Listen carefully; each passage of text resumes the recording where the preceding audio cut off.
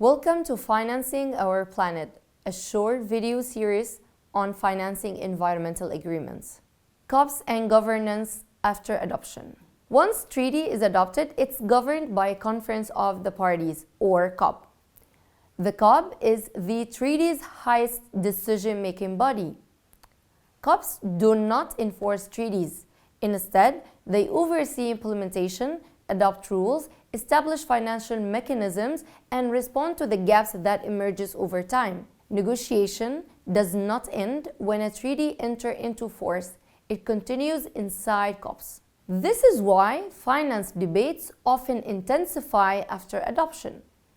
The credibility of a treaty depends on whether COP decisions translates commitments into accessible support. Consensus and voting. Most environmental treaties operate by consensus.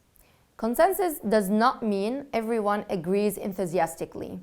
It means no country formally objects.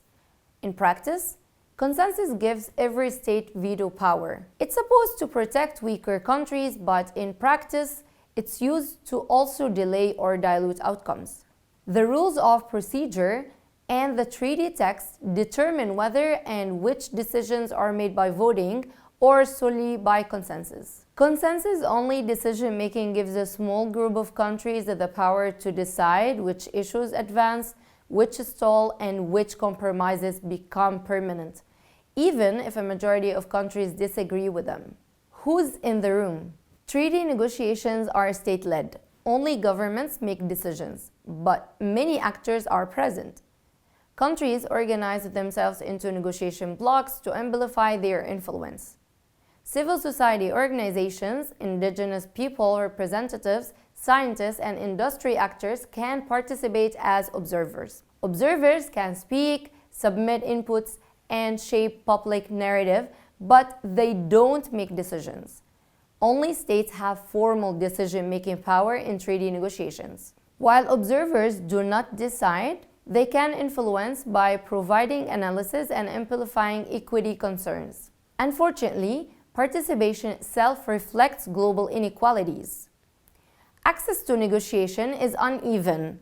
Resource, language, and institutional formality shape whose voices are heard and whose priorities are reflected in the outcomes. This creates an advantage for industry representatives. These structural asymmetries affect implementation just as much as formal treaty language. Multilateral environmental treaties are not neutral technical instruments.